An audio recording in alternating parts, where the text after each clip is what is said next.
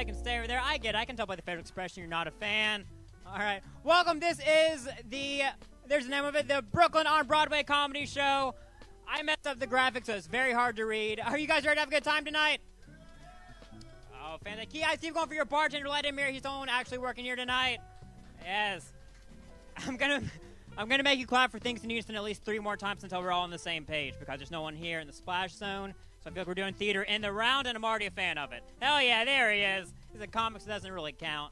But my name is Andrew. I'm excited to be here. I called in every favor I've made over the past 5 years to get this show. It's gonna be a great show. You guys ready to have a good time tonight? Hell yeah. I'm excited. I'm new to Brooklyn. I just moved here like 6 months ago.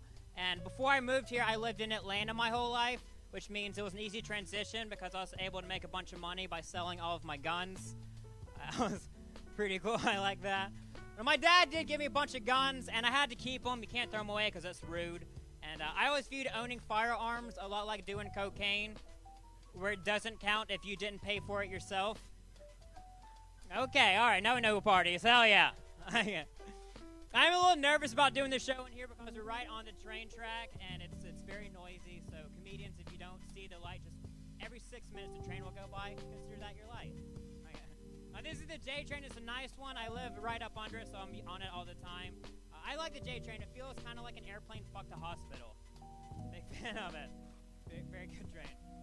No, I like the train because I don't have to drive anymore, so that's just not a problem for me anymore. Like, DUIs are off the table, and I'm a big fan of that. If I get caught drinking and driving in Brooklyn, that means I also stole a car, and we have bigger fish to fry. It's a whole situation in there. I like it. I never liked driving when I was in Atlanta because it was always attached to some bullshit. And the music's still going, right? I'm not having a stroke. I feel like I'm doing an elevator pitch to everyone in a very real situation on a lot of different levels. Still happening? Actually, I kind of don't hate it now. I feel like Mitch Hedberg on speed. I'm used to being on places near drugs because last weekend I went to the Brooklyn Mirage for Halloween. Yeah, you been there? Yeah, were you there? I was the one dressed like just me. I hated it. I can't keep up with the kids over there anymore. Like, it was baffling to me because now kids are like mixing drugs that shouldn't be mixed together. It was crazy. I saw people taking mushrooms and cocaine at the same time. That doesn't make sense. Like, that combination doesn't make sense in your brain. That'll make you want to fight a stranger, but only because you think it's going to be a good bonding experience. Like, what? Doesn't make any sense. I'm gonna do it. I might back her. Oh, there it is. Hey! The other jokes that y'all didn't like before, should I do those again? Just to refresh. No, my back hurt for like 3 days after going to that rave. And I was like, oh, okay, message received. I'm old now. All right, I'll stop.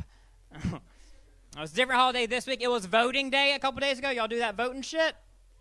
Yeah, I straight up missed that one. I didn't do it. I don't like doing what everyone else is doing. I also didn't watch Game of Thrones. Felt pretty good about that. I know you guys are wasting your time and getting mad whenever things don't work out like you think they are. Not this guy.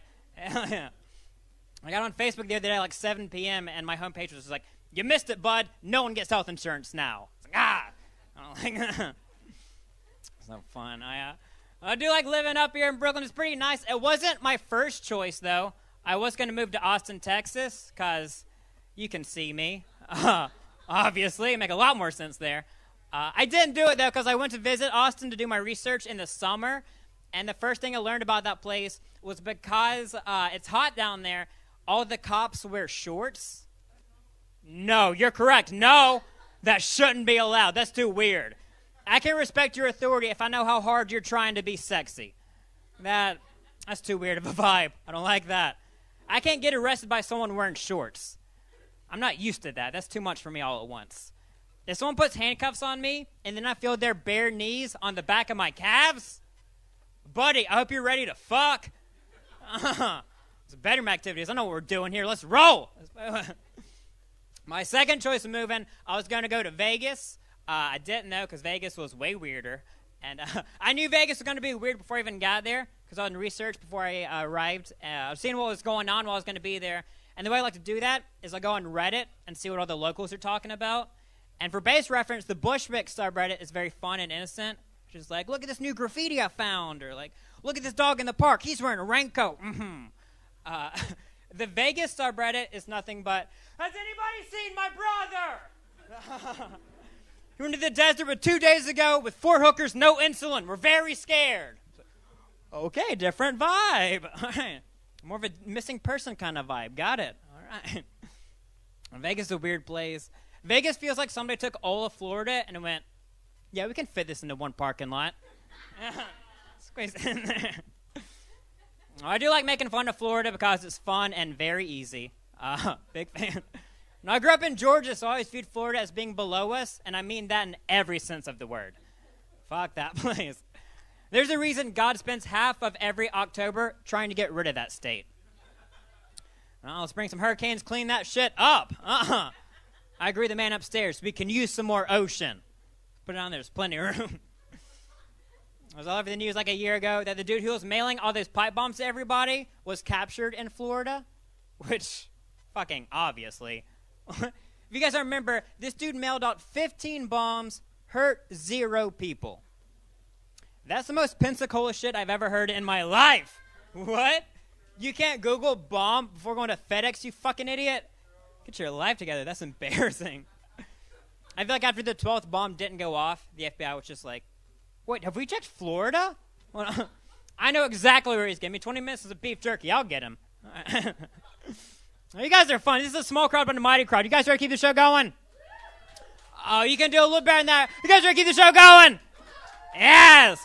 Oh, guys, every comedian on the show is absolutely amazing. These are all my favorite comics. This is our first show here. And for this show, I called in every favor I've made over the past 5 years. And all the comics are hilarious. They're my favorites. They're going to be your favorites. Your first comedian today is a very special guest. I actually lived with this dude in a blanket fort in Atlanta in 2012. Super excited he's here right now. Ladies and gentlemen, you've seen him on BET. You've seen him on Netflix. Circle him right now for Mike Albanese. Buddy. Wow, we did it, huh? He actually did live in a blanket fort and still does, turns out. That's the price of living in Brooklyn. This is exciting. I was breaking shit. All right. Let's try something else. I was just in London for a little while, and I'm happy to be back in a country that's doing better for the first time ever. Well, there went the microphone completely. All right. It was fun being in London because they don't, because their country's ending soon, which is pretty exciting. It was really fun to be there. It's nice to go travel from America to a country that's fucking up more than we are. That was very exciting to finally be able to do that. It was nice to travel, too, because my girlfriend of a year and a half dumped me about a month ago. We got back together, but she did dump me about a month and a half ago. She broke up with me while she was doing cocaine for the first time in her life, which is not how I saw that night ending. I definitely thought she was going to call a friend and we were going to have a party, but it ended up with me just crying, giving her keys back, which is not. I've never done cocaine, and that's how it stopped. I didn't know my tear ducts work when I was doing cocaine, but apparently they do. She's a good girl. I do like her a lot. She's very conflicted, though. She calls herself a social justice warrior, which I don't like that. It's not like what they do that I disagree with. It's just the fact that people like that they use the word warrior to describe themselves. I just find that to be a little bit reaching. I just never considered somebody a warrior as someone who's always like, don't. Like I just feel like that's a stretch. I just wouldn't call a blogger a warrior. You know what I'm saying? Wrong borough for that. I'm just saying let's just maybe change the name to be a little bit more accurate. Social justice advocate, I think, is a little bit more. Social justice administrator, perhaps. Social justice vice principal. Just give them a title of people that nobody respects. You know what I'm saying? Like, match the work to the title. She asked for cocaine because she's like, I've never done it. And I'm a great boyfriend, so I was like, absolutely, let's get you some cocaine. I texted one guy, and 8 minutes later, a shady Camry was at the front of my apartment, which is too soon. Show some respect for the journey it took to get to this country. Half hour, I think, should be the minimum. It shouldn't take less time than a burrito on Grubhub to get coke to my apartment. I mean, I appreciated it, but it also kind of bugged me.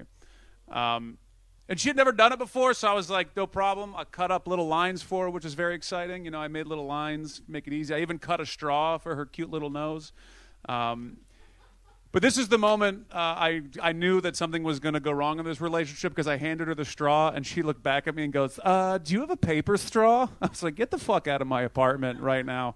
You're not allowed to care about the oceans while doing a petroleum-based narcotic, That's just too much conflict in one human. You can't do a line of blow and be like, I think I'm getting a Tesla. Like, well, that's too much contradiction for a human.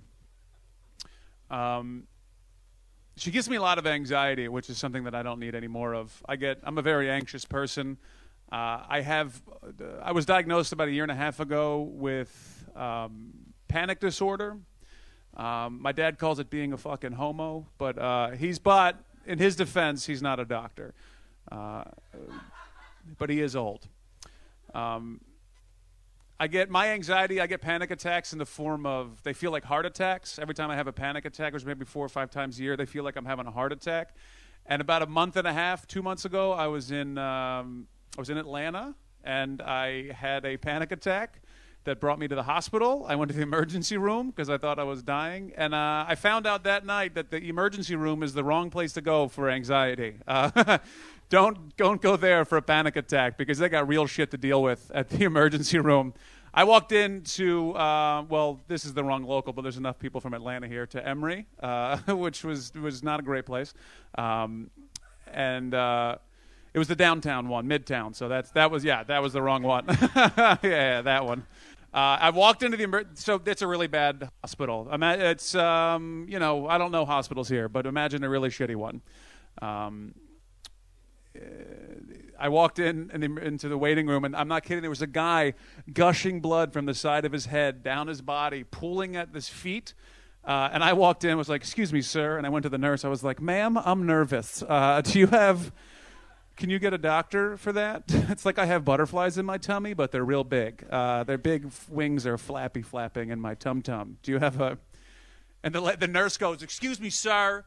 There is a man standing next to you who was shot in the temple."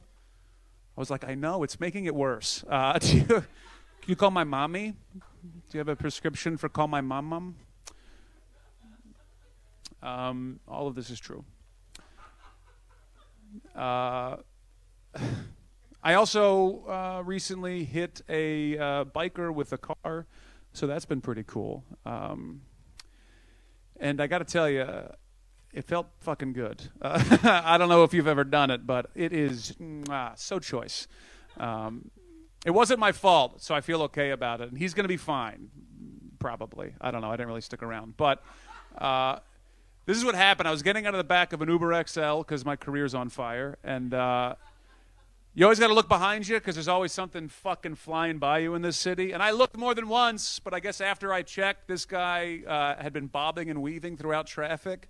And after I looked, he bobbed around the back of the car, and it was like a movie. I opened the door, and full speed, he just whack right into the window, left the bike, flipped over, landed on the ground. Have you ever genuinely been concerned for somebody's health and well-being while trying not to laugh as hard as you possibly can? Is that an emotion you've ever had to deal with? Because for me, it went a lot like this. Are you okay? Woo! And after I laughed, concerned myself for him, he started crawling on his stomach like a soldier to the curb, and he looked back at me and he goes, "Get the fuck away from me." And now I don't know where he was from. It wasn't there, whatever that accent was. I'm just not good at accents, so we're going to go with whatever I just came up with. But, listen, I'm not a monster, I was like, "Hey, man, look, don't move. Just stay there for 1 second. And let me at least ask the Uber driver if he can help, because he's a doctor in his country." So I turned to the driver, and he must have seen this whole thing go down, because as soon as I turned to him for help, he was already speeding halfway down the block with the door still wide open, just swinging in the wind. He did get 5 stars, though. We got there on time.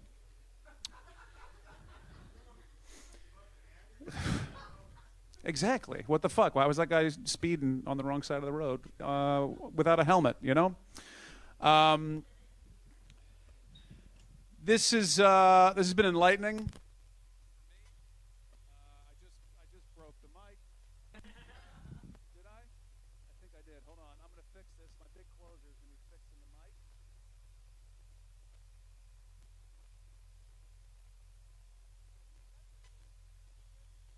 Oh, I fucked it up, huh?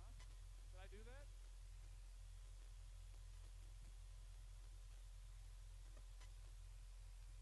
All right. You can talk amongst yourselves. Thank you, everybody. Did I don't know. It's not working.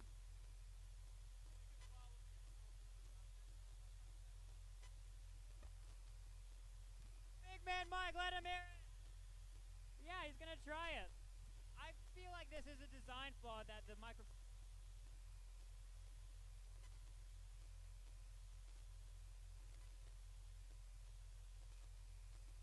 An interpretive theater piece, and I don't hate it. Is it? What do you do in this? You turned off the microphone, Mike. There's an on switch on the microphone. I feel like that's the first thing we should have checked. Guys, give it one more time for Mike Albanese. Let him hear it. And future comics, just so you know, everything's fine. All right. This is a nice photo. This feels like a friendship recommitment ceremony. I like this. I know everyone in this room. Hi, Sasha. How are you? Good to see you. This is fun. Our next comedian on this stage. Are you guys ready for more? I'm going to make you do it again. Are you ready for more? This comedian I'm so excited about. My first job in Atlanta, I was working at a comedy club, and the first thing I had to do was I had to record a podcast. It was called Between Me and You, and I was 22 and I had no idea what the fuck I was doing, so no one ever heard it. I was in charge of putting on iTunes, which was new at the time, and official statement, whoopsie daisies. All right. But you could have seen her last Friday. Her Comedy Central half-hour premiered on Friday. I'm ecstatic to have her here. She's one of my favorite comics on the planet. Ladies and gentlemen, Mia Jackson. Hey, Mike, I hit somebody with I hit a biker once, but I was driving when I did it. So I was like, oh my God, we've had the same experience. That's so beautiful. I hit a person while I was eating. I just bought Burger King for lunch, and I hit the person, and then I was like, oh, like can I finish, eating? And the girl was like, I'm okay, because I think I was still working on my college campus at the time, and she ended up wobbling, like her bike, the wheel was bent, and she was like, I'm good, and then she went to class, and then they somehow fucking found me on campus hours later. And they were like, did you hit a bitch while you was eating Burger King? And I was like, I did. But I was like, well, my car don't have any dents on it, so let's not talk to insurance. So anyway, all right, I'm sorry. I'm sharing that just right off the top. But I feel like because this does feel, this feels intimate, so I could just talk shit. Okay, I'm trying to work out this joke. I don't know if it's really a joke, but this is what's happening. I one time went to a timeshare presentation. I don't know if anybody else has been to one before, but I usually just go just to get Outback Steakhouse gift cards. That's really the only reason that's worth it. And I went to one, and the dude that was my timeshare dude, how they have like the little books out, they'll show you each, like, hey, this is a villa in Cancun, this is one of the mountains of Tennessee. But then when the pitch wasn't working, he stopped me and he said, I'm gonna ask you this though, how do you feel about September 11th? And I said it was an American tragedy. I don't know what that has to do with timeshares. And he goes, but what if I told you I was the person who warned the government about it? And I was like, what if I told you I was going to get the fuck up and walk out of here because this doesn't make sense? And he was like, yeah, I actually warned W about September 11th. And I was like, no, you did not. And he's like, yeah, I did. The next page of the villa booklet was him in army fatigues. Then the next page was official. He probably just photoshopped it, but it was like like government documents where he's like, this is where I told the government what was going on. And I then got my gift cards and left. But I Googled this dude later and found out he had a lawsuit against Red Lobster because he said they threw crab legs at him. And I said, I don't think there's a better ending for a man who said he told the government about 9/11. So there's that. But now I'll act like a real person and try. Okay, but at least I feel like that has some legs. Okay.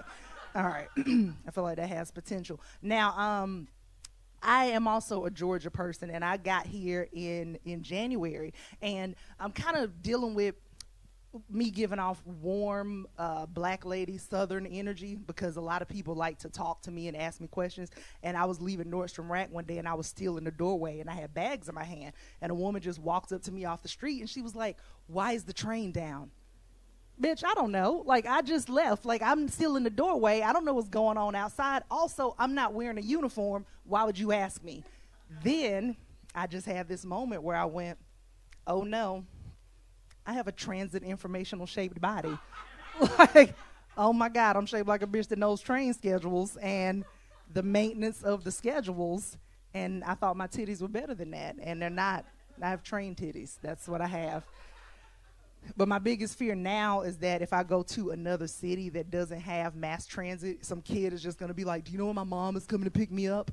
And I'll be like, let me call her. But that's so that's happening. The other day, okay, because we're so far away. I'm 6 feet tall. And I was in Harlem, and this man walked past me, and he just yelled out, he's like, hey girl, I like your size. And I said, I don't really know what to do with that because I can process, I like the size of your titties. Like, that makes sense to me, but I like your size. I said, are you trying to recruit me for an over 35 basketball team? Like, what do you want from me? Or do you want to see if I fit in your trunk? Because that's a real specific, like, I need to know your length and your width. Like, that's what that is, and I don't like that feeling, or maybe I just don't know how to take a compliment. But I'm trying to work on that. Now, all right, guys. All right, I got 3 minutes left, I think. No, I'm bad at math. Okay. No, I'm terrible at math. So, I have a boyfriend. He's adorable. He looks deceptively young. He is 41, but he looks very, very young, so he looks like he still has stamina. And guys. What? No, that's not. No. He knows he's old and tired. He knows that. Like this, you acting like I'm putting his business out in the street. He will tell you that he is grizzled internally. That's he's just like, I'm tired. I don't want to do this shit. And I'm like, but I am reaching. I'm peaking right now. So we're not matched up. But this is a real thing about him that he doesn't mind me telling people. Don't tell nobody I just said that last part. We'll delete that part. But he's not into blowjobs. He's not into blowjobs, and he's just like, hey, it's not you. I just ain't never really been into him. Don't take him off the table. But I'm not into it. So at first I was like, oh, I need to fix something. Like, I need to get my back teeth removed. I was like, maybe it's something he needs from me. But he was like, no. He was like, it's just, he said, I've always been like this. He's like, and I just want people to, like, I'm not clamoring for penises. I'm not like, bring them to me or anything. But I do feel like, what if I get in another relationship and I got to go through the learning curve again? I gotta, and then I'm, what if when my mouth opens, it sounds like somebody opened the gate to a haunted house where it's like, and like, what if bats fly out and it like, and somebody actually brought up a good point. They was like, but what if a dude is into bats? And I was like, yeah, you're right. Like, if they come flying out, somebody's like, I like the wind, so but I also think that's why I have a lot of mouth dust right now. Like, that's why I have real bad allergies. So, because I'm not getting the right post-nasal drip. Like, that's what it, okay, I'm sorry.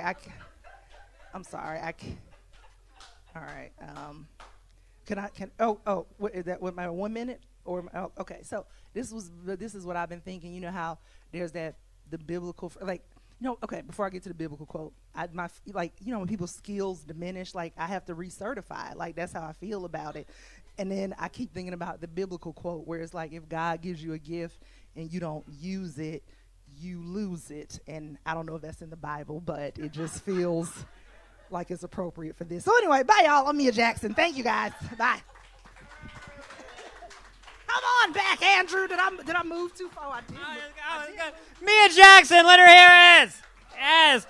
Download the Comedy Central app. Watch your special. It's amazing. Oh, it's so much fun. You guys ready for more comedy? Hell yeah. Your next comedian on the stage. Also, one of my favorites from Atlanta. I've been watching her for years. Makes me laugh every single time. She was just named one of the comedians to watch in the country by Vulture magazine. Super excited to bring her up right now. Ladies and gentlemen, Shalewa Sharp. Yes. Thank you. Oh, my God. ATL. It's literally all that's in here right now. There's like maybe 7 of us, but it's enough. We'll turn this into Freaknik. Just watch. I'm not going to be the one. I can't. I'm a middle-aged woman. I'm a woman of age. I can't be doing that shit. I mean, I tried. I recently attempted to drop it low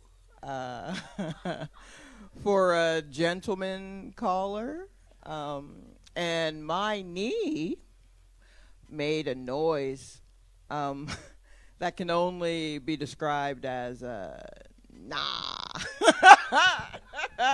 No, ma'am. That is what my knee said. It said, get dressed. You cannot be doing this without some strength training first. What are you doing? So it's fine. I mean, like, it changes a few things for me. Like, my twerking is much more interpretive now.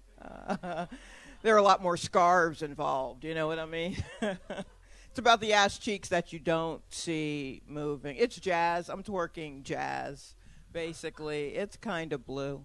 But if I'm keeping it 100 with you, and I will, I'm not really one for twerking.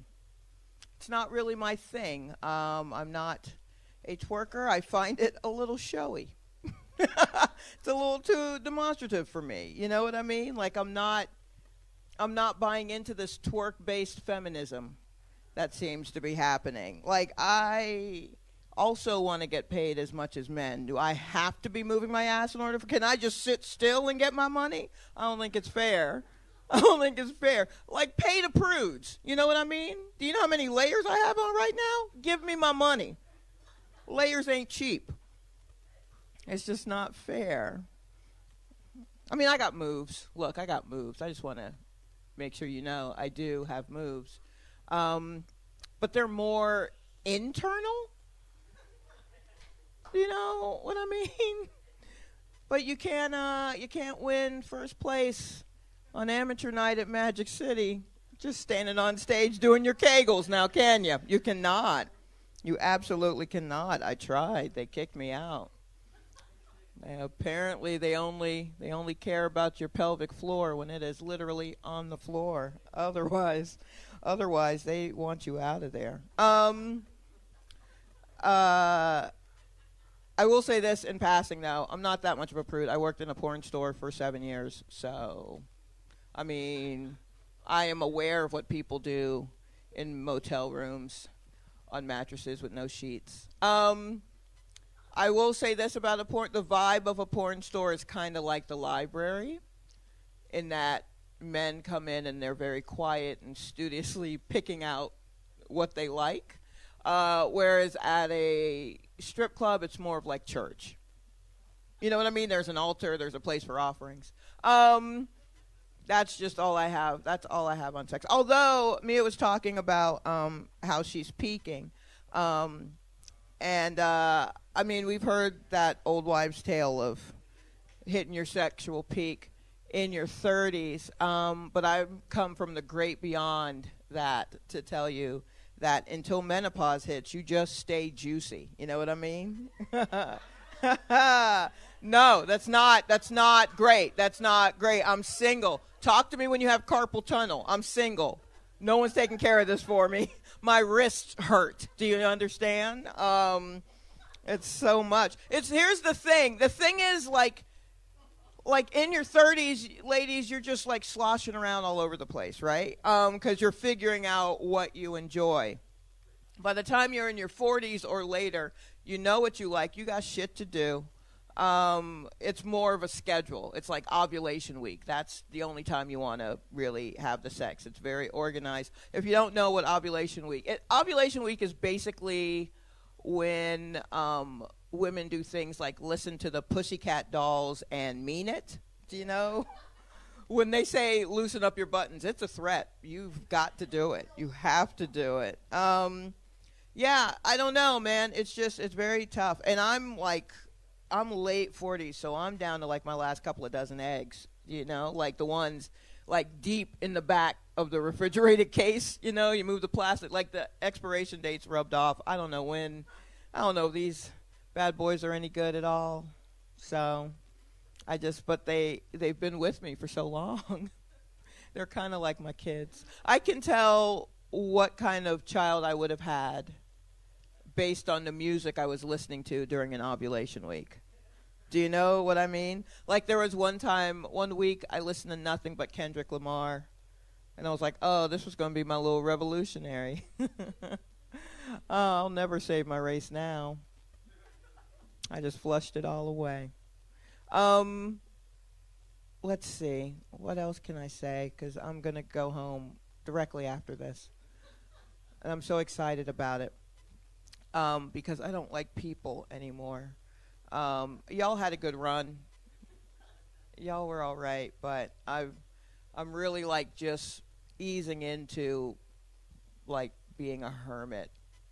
Then I mean like a serious hermit. When you're young and you're just like, I don't want to see anybody. I just want to be alone. Just me and my 7 roommates and the internet and all my cameras open and just my webcam, all of these things. But otherwise, I don't want anyone to see me, I say on TikTok while music plays in the background. But I'm serious. I'm shutting it down. I don't want to see y'all. I don't want y'all to see me. I don't need you counting how often I'm going to eat Pop-Tarts in bed. A lot. I'm going to do it a lot. How about that? And let's just leave it at that.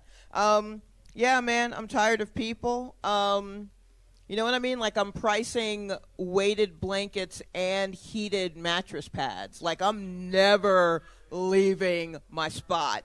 Never. It's a wrap. It's a wrap. I'm done with you. Because I don't know what to wear in the street. I don't know. You know what I mean? Now I'm just like, what am I supposed to wear as a middle-aged person? I don't even know anymore. I've decided on this, I guess.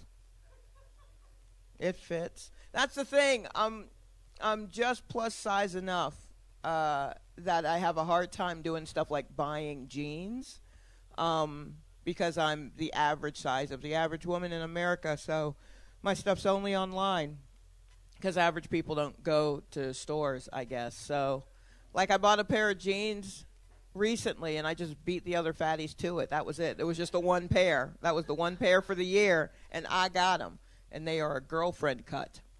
And I don't know what that means. I think that was also the boyfriend gene. Do you remember, ladies, where they keep pushing a bigger gene on you and they're just pretend somebody loves you. And that's where you got them from. It's not fair. It's not fair. I'm just saying that to say if you see like a larger woman in like an all-over print and she doesn't look 100% comfortable with it, just know that she didn't want that shit. You know, we just had the right number of X's before the L. She didn't want it. You think we all love leopard like that? We don't. Quit trying to put us in it. You know, every spring they're just like, hey, man, you know, it's spring. You know what that means? All over gingham. Is it? That's all just neck to ankle gingham? I wish a motherfucker would try to put me in head to toe gingham. Have me out here looking like a picnic basket. I'm not doing it. I'm not. Ants following me everywhere I go. I'm not doing it. I am going to leave you, right? Do I leave you? Okay. I'm going to leave you with this fun fact that I've been telling people about titties. Because who doesn't love facts? We're ambivalent on titties, but facts we get downs with. If you are the type of person who is inclined to wear lipstick, your perfect shade is the color of your areola. That seems insane, I know. But the way my shit's set up, I can lift my left one and do a side-by-side comparison. We all know it, BLT, big left titty. We all got, right, ladies? We all got one. If you don't know which side is bigger, it's the one opposite where you carry your bag. That's just engineering. It seems insane, but it's actually true. I don't know what that means for those of you with those translucent nipples. I guess it's a little gloss. I don't know. But it's made it very easy for me. Basically, I've thrown out most of my lipsticks, and I'm just looking for a shade called Ashy.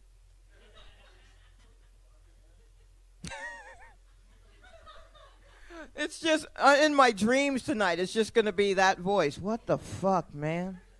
With everything I do for the next week. My name's Shalewa Sharp, guys. Thank you very much. Keep it going for Shalewa Sharp. Yes. Oh, apparently I don't need lipstick, but I do need a couple lip rings. Okay. What? No? Okay. All right. That is structurally perfect. Okay. I liked how she said Magic City and it required no further explanation. I was like, got it, move on. Like that. My other favorite thing about this room right now is there's currently men over here clearly on a business call. That's a lot of fun. All right. You guys ready for more comedy? I'm making you do it twice. More comedy. Hell yeah. This next comic is not from Atlanta, but I've seen her a bunch of times. She's one of my favorite on the planet. Super excited to have her here. You've seen her on The Late Show with Stephen Colbert. It's Caitlin Palufo. Hi, guys. Hi. Oh, my God. Look at this. 3 women in a row. Let's keep this Trump protest going, huh? Oh, let's fuck shit up. I feel inspired, Shalewa. I just learned something about my nipples. I know. I have puffy nipples. That is a fetish. And I did not know that until my boyfriend was like, you got puffy nipples. And I was like, we are not dating anymore. That is so upsetting. Went online. There are a lot of websites dedicated to it, although I can never get a nipple ring because my nipple goes the wrong way. Yep, think about me naked the next time you jerk off. Okay, I'm so sorry, but that is a fun fact about me, and I know I have nipples. I am not wearing the outfit to prove it. I know I look like I'm about to build you a porch, but I get mad dick. Thank you so much. Very strange to find out that you are anyway. I am seeing a guy now. He's very sweet. He's a sweet young guy dating a young pretty boy. I like him, okay? Pretty boys are the best. They got those high cheekbones, easier to sit on, okay? Also, young is great because the younger you are, the cooler you think my drinking habit is. Okay. Yeah, it's a nightmare. I black out. It happens. I am dating a young guy. He's great. He's a sweet guy. I didn't think it was going to be a big deal until he gave me a hickey. I'm sorry. I am too old to be getting... I own a food processor, okay? What am I supposed to do? Whip up some nice pesto sauce and then get fingered under the bleachers? No, thank you. Although it sounds kind of nice, you know. Little exhibitionist, get a little toast points, have a good time. Just combine our worlds. That's what I'm trying to do.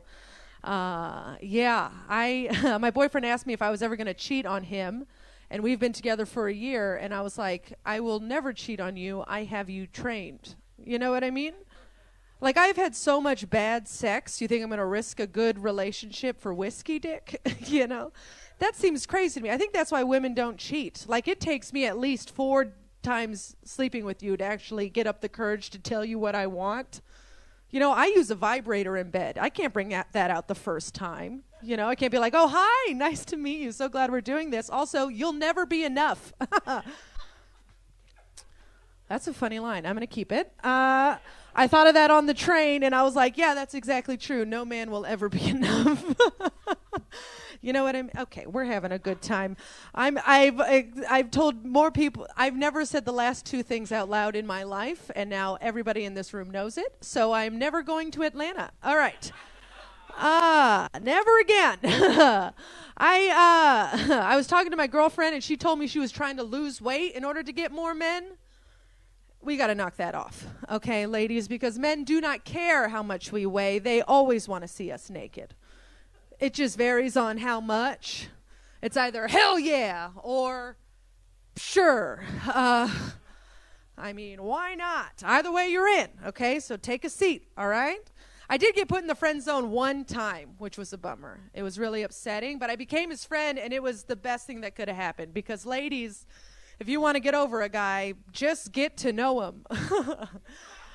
Oh, he was an idiot.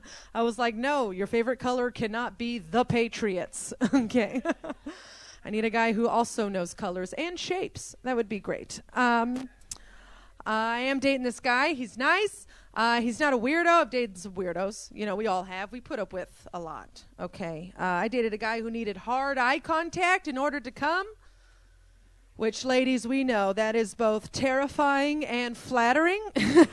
And to see, he's like, oh! I'm like, ah! Oh, he wants to wear my skin. Cool. Well, I did moisturize. Thank you. Now flip me over so I can come. I can't. I need the opposite. All right. See, now I'm 32. I don't give a fuck. Okay. Now I should be dating like I was in my 20s. I would have had a great time. Me and my puffy nipples just going around town. So upsetting that you all know that. You just get brave for 4 minutes, and then it's just panicking. I am dating this guy. He's a nice guy, which I don't trust at all. The last nice guy I dated got arrested on the train for taking upskirt photos. So, oh, yeah, that's a felony. And I was with him for 4 years. Found out this gem year 3. It's very upsetting. It's very sad. He told me he didn't do it, and I believed him. And then he pled guilty. So Caitlin was young and dumb. I'm fine. It's a true story. Got arrested, taking upskirt photos, and at first that's mortifying, right? You're like, oh my God, as a feminist, I am harboring the enemy. You know what I mean? And then it just made me feel real self-conscious about my pussy. You know what I mean? Because I was like, here it is, for free, whenever you want it. And he was like, nah, I'd rather create a victim. You know what I mean? That's upsetting. You know, here, do I have too many flaps? What's going on here? It's the reason I started watching porn. Turns out everything's A-okay. That boy just had a type, all right? And I figured out what his type was when I found a folder on his computer. I would have done anything to make him happy. Turns out I just can't be Korean, you know? Oh, I mean, he wanted a Princess Peach. This is a Bowser situation. And you can't change that. You just got to accept what you got and date a man who's smaller and more timid. I feel like it's my fault, though. I shouldn't have dated a guy who also was short and wore fedoras. That was my fault. You know, that was like, clearly, he's a sex offender. Also, a teacher in Brooklyn. Okay, he's still rocking it, so just don't go to Pratt. All right, it is real. It is a real thing. Christopher is his name. I don't want to get sued, so I will not tell you that his last name is very German. Anyway, short, small human being. The boy I'm dating now is very small. He's shorter than me, too, which I like, okay? I have never lost an argument. This is terrifying to a wee lad, you know? And Shalewa, the boyfriend jeans, I have put those on. They do not fit me. They do not fit my hips, okay? What skinny bitch fits in men's jeans? I don't understand, you twig asshole. Okay, you're you're a boy. Okay, I wanted to do this joke. This was the issue before. Okay, I see, Albanese. Okay, we're all gonna nailed it. All right. I'm a professional. I just got paid $1,000 to do a advertisement for mattresses. I just talked about how I get fucked on mattresses. Horrified a lot of old ladies. Everything's fine. I didn't need to tell you that.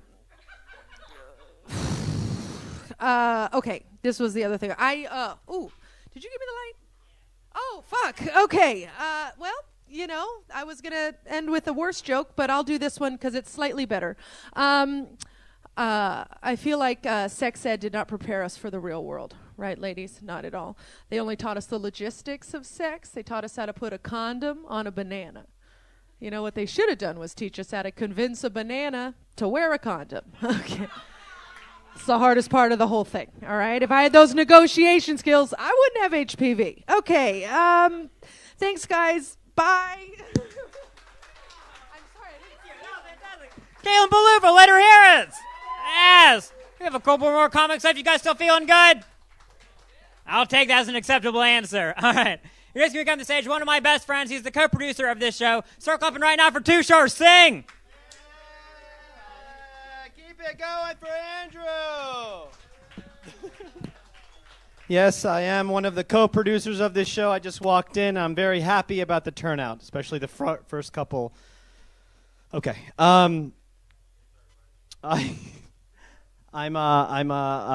any Indians here? No, let's just get into it. I grew up in the South in Alabama, looking like this. That was fun, really fun times. The best part about growing up in Alabama had to be when my best friends who are white, their mothers tried to convert me to Christianity at supper, which I didn't know what that was, you know. So I'd be down hanging with my best friend Robert. We'd be playing video games, and out here from upstairs, Susan, his mom, would be like, "Robert, would you and your little brown friend want to have some supper?" And then Robert would be like, "Hey, Tushar, you want to have supper?" And I'm like, "What the fuck is supper? What is that?" And it turns out it's supper. It's dinner at like 5:30 because white people need to go to sleep early and wake up early to conquer the world. So I'd be there, I'd be at supper, and one time Susan was like, "Tushar, I think you should lead us in grace." And they all closed their eyes, and they just held hands together. And then all of a sudden, I'm on, you know? My eyes are wide open, everyone's closed. They're like, I'm like, "Dear Jesus, thank you for the food. Keep it coming. Amen." And then at some point at dinner, Susan would be like, "Tushar, your people don't believe in, you're Indian, right?" I'm like, "Yeah." It's like, "Your people don't believe in Jesus." I'm like, "No, I don't, no, I don't." "Well, Jesus believes in you." I'm like, "All right, well, tell Jesus I said thank you." And it was so ridiculous. And I went back home and I told my dad, I was like, "Dad, Auntie Susan was trying to convert me."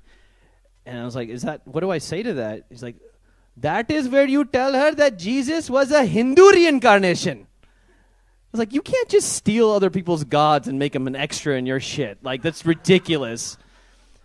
10 years ago, my father passed away, and the funeral was in Alabama. And I'm sitting there, I'm very sad. Whole family's sitting there, and Susan walks up to me, and she's like, "Tushar, your father loved you so much, and he's up in heaven right now looking down at you for the rest of your life." And I was like, "Fuck you, Susan. You did it again. Did you just convert my father to Christianity after he died? That's so fucked up. Like, and you send him to your heaven? Like, how did he get in? He hated you guys. He should be in hell right now looking at me, but no, he's in heaven, fucking confused, up there being like, "What the hell? Where am I?" Oh, there he is, my son. I have to look after him. There he is, masturbating at 3 o'clock in the morning, still not married. Okay, that's the end of that joke. Great. Good stuff. I have a corporate job because I'm Indian and they just give them to me. I don't have to try hard at all. Make some noise if you hate working. Make some noise if you are working right now. Some people are working. I hate working so much. My problem is that I trickled up the corporate ladder. And the problem is my job performance actually peaks during the interview. Like any company I'm with, they have no idea they're getting the best version of me that first 45 minutes. I am making eye contact. I know everything about the company. I'm engaged. And cut to 4 months later, I'm crying in a conference room just like, is this all life has to offer? I want to fucking go home. And I'm just start fucking up. And they're like, "Where's the Indian dude that we hired?" I'm like, I don't know. I had one interview where the guy asked me, he's like, "What do you do after work?" He's like the big boss guy. He's like, "What do you do after work?" I'm like, "Is this a first date? That's fucking weird. I don't know when to answer that." He's like, "What do you do?" I'm like an asshole. It's like I do a little comedy. And he's like, "Oh, Okay, funny man, huh? How? Why don't you tell us a joke? And I'm in interview mode, so I'm like, yeah, sure, joke, of course. A lot of people say that there's going to be another 9/11. But I don't think so. I think they're going to probably pick a different day. And then he laughed, and then he gave me the fucking job. And the job is managing 4 white people, which we did it, Mom and Dad. Like, it's crazy. It's so crazy, and I hate these people. They're so dumb. I like one, Mike. He's half Jewish. He's fine. Brienne, such a bitch. She's just like, she has this voice. Oh, my God. Trader Joe's was so crowded the other day that I missed my Soul Cycle class, and I'm having the worst fucking thoughts ever. I'm just being like, when the fuck will global warming finally kill us? Like, when are the robots going to take our jobs? They've been talking about this shit for years. It's not happening, you know? Like, where's an active shooter when you need one? You're right. You're right about that one. Sexual harassment happens a lot at work. I think about that a lot. Not by me. I don't sexually harass at all. I used to be fat, so I have respect for women. And so I'm trying. What? What are you saying? Never mind. You're right. So I have sexual harassment happens at work, and I'm always like kind of worried that I don't want to cross the line, but never happens out in public, right? Harassment happens by men in power typically. Never happen. No, Bill is not grabbing some girl's ass in the hallway. It happens subtly, happy hour behind closed doors during these conversations. And so like I'm always kind of looking for those guys to call them out, but they're not. So like if I see some guy, like old white guy at like 2:30 in the afternoon, I haven't seen him all day. I'm like, where the fuck have you been, Bill? Where have you been? Let me smell your finger. Like, what have you been doing? I will report you. See, you know, and I realized that I looked in the mirror and I realized I'm the guy in power. So like should I be harassing girls? Like, I don't want to fuck up some kind of tradition, you know. So like now, I guess I have to harass, you know, like put that on my goddamn schedule, you know. Got a 2:30 call, and then I have to fucking grab Amanda's ass afterwards. Okay. This is a good one. This is fun. I don't have... I don't know. The worst part about work has to be conference calls. It's just the worst element, because every company has them, and they should be 4 minutes long, but they're 57 for some reason. There should be 5 people on the call at most. Then there's like 900 from across the world. It's the worst podcast you will hear all fucking week. It's just that first few minutes where that sound happens, like, "Ba-doop, hi. Ba-doop, hi.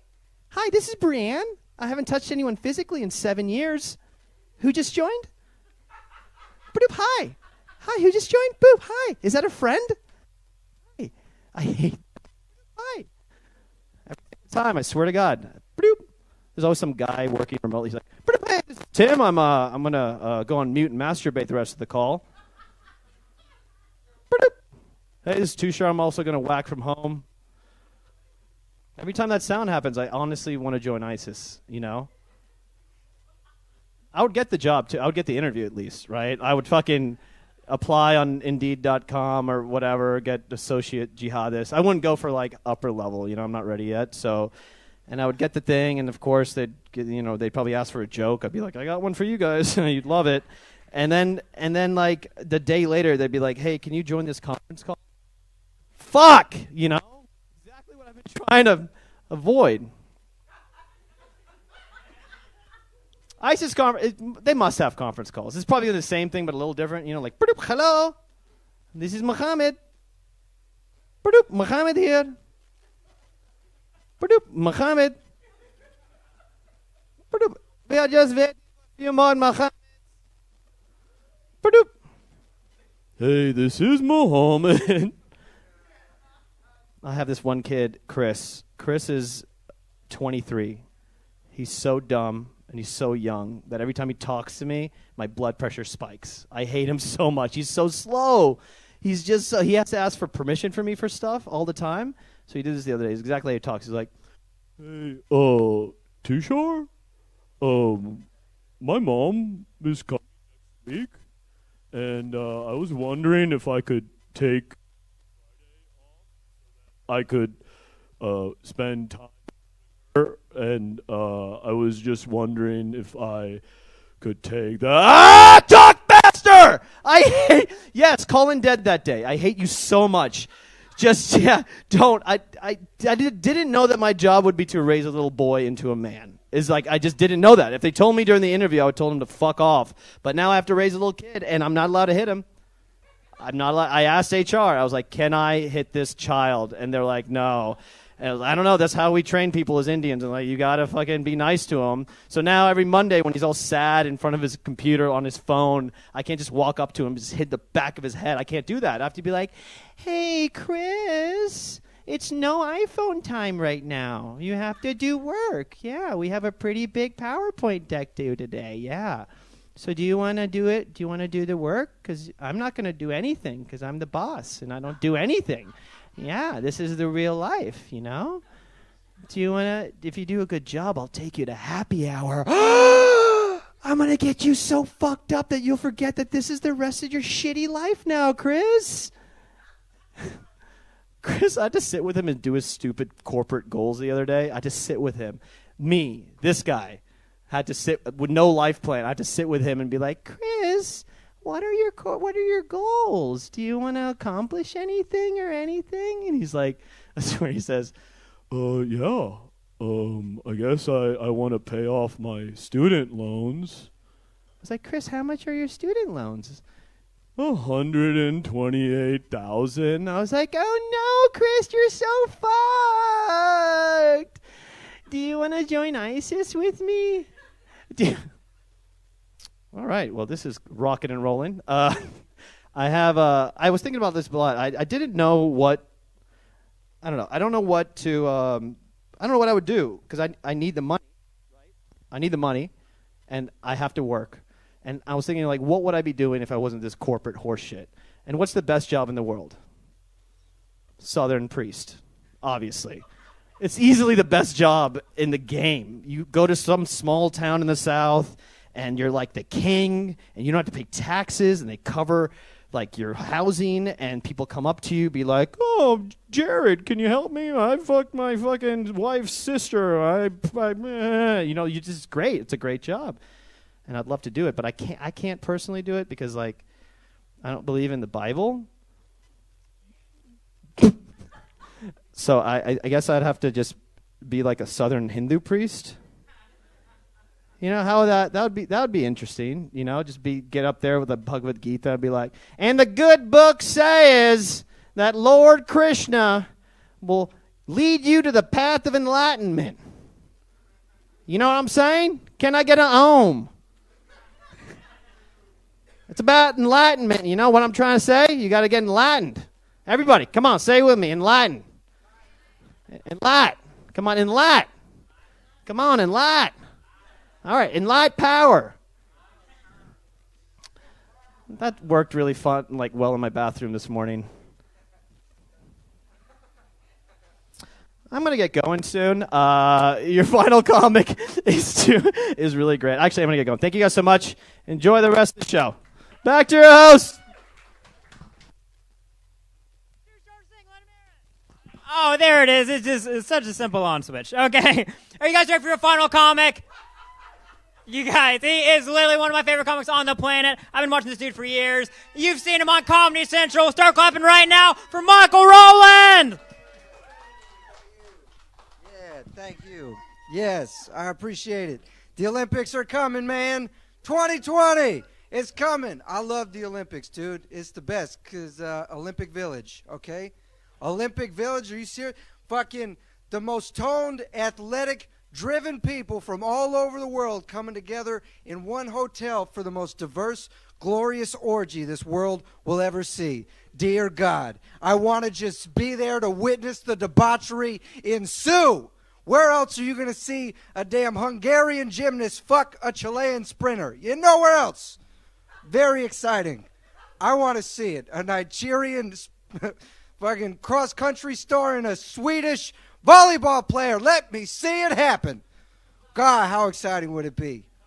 What a beautiful time and space to exist in. I just want to see it. Who do you guys think is fucking the most? What male group of athletes is fucking the most at the Olympics, do you think? Shout it out. No. You think it's ping pong? I don't know. I think you're trying to be funny in the back there. What do y'all think?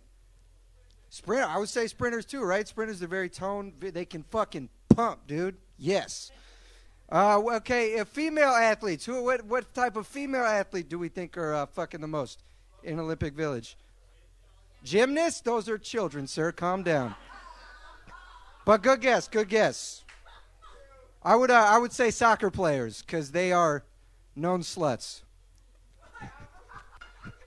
What group do you think do you think says they're fucking the most but they're actually fucking the least? What group do you think? Gymnastics? I was going to say Israelis, but that's pretty close. Pretty close. Israelis for sure. Okay. Is this good? I don't know. But Ryan Lochte is going back to the Olympics, I'll tell you that. Ryan Lochte's going back. Not because he can't even be a good athlete anymore. He's too old, but I think he just can't give up the party. Oh, sweet, sweet Olympic Village. Oh, he can't get over it. Ryan Lochte is at the Olympics just like, that's what I like about these Olympians. I get older, they stay the same age. He is just in there. Okay, all right. How old do you think Ryan Lochte was when he lost his virginity?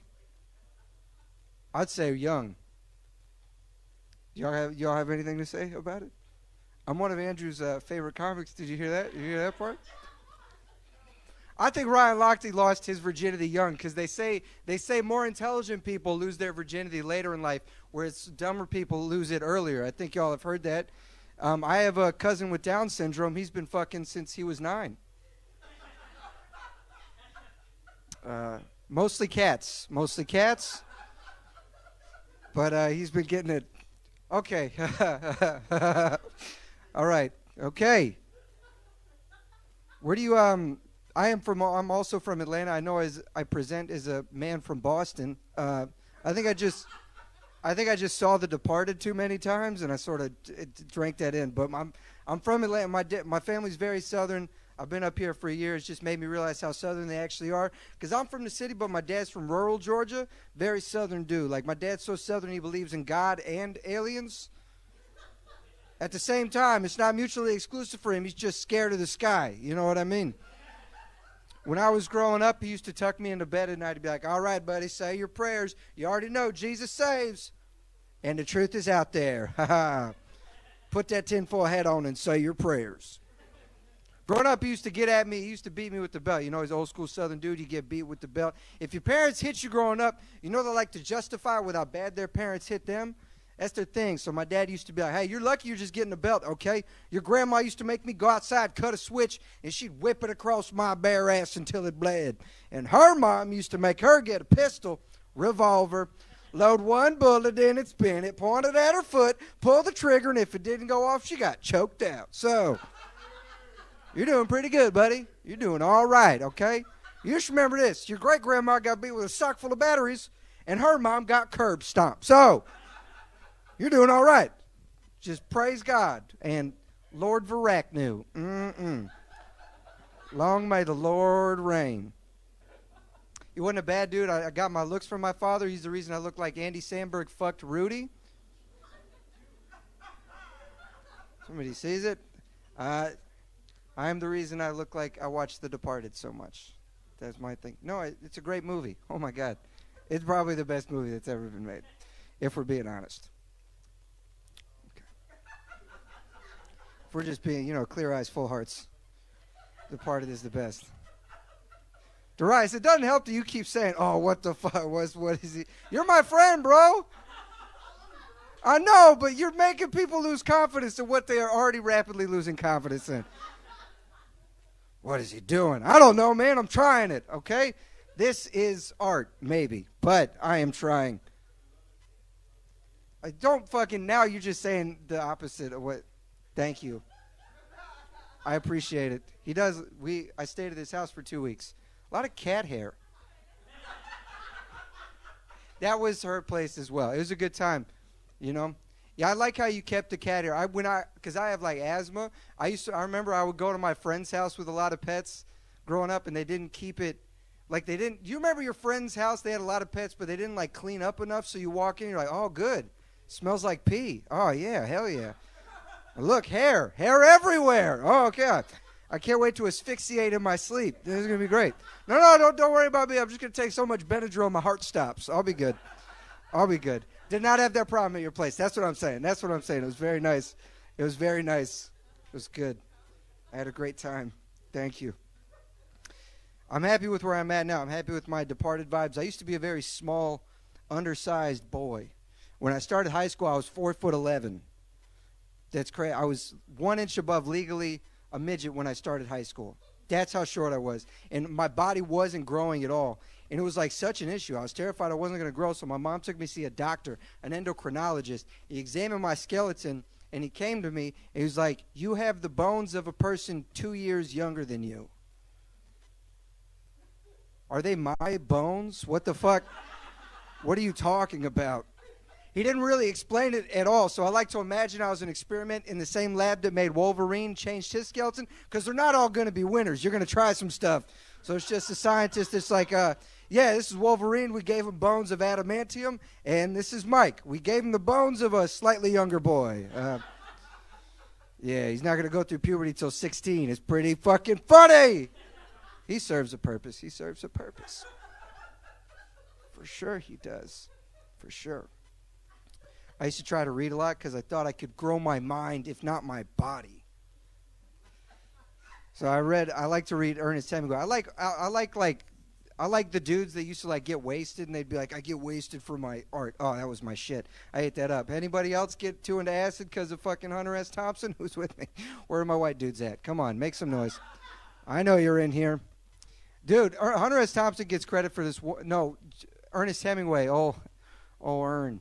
He gets a lot of credit for this. The shortest story ever written by Ernest Hemingway. It's supposed to be the shortest story ever written. It's 6 words. It's for sale, baby shoes, never worn. Fucking just tell us what happened, man. You know what I mean? It's 2 more words. You've only written 6 words. Just tell us what happened. Put a button on it. Bring me home. For sale, baby shoes, never worn, dead baby. Come on. Get me there. For all we know, the baby saw the shoes and he was like, oh my God, I would never wear those. What the fuck? A fashionable ass baby. Get these shoes out of here. Fashionable baby. Hey, y'all think it was cool to be around when mirrors first came out? You ever think of that? When mirrors first dropped, that had to be an exciting time, man. You could sit around a mirror, watch it like a TV. It was like an event. Be like, what are you doing tonight? Oh, we're all going over to Kyle's house. He's got a mirror. Yeah, we're all going to take turns looking at our own assholes. Oh, yeah. I've been waiting to do this for years. Keep trying to look at my asshole in the pond. Keep falling in. Now we got these vertical ponds. I can really see what's what back there. Before this, fucking Chuck just had to describe my asshole to me. What's it look like, Chuck?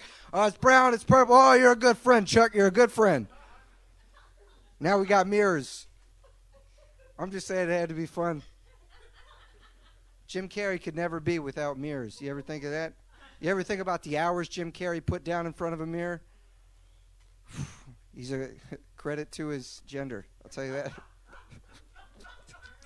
I don't know. I thought it'd be funny. Okay. Well, that was it for me. I really appreciate y'all listening to my bullshit. Thank you so much.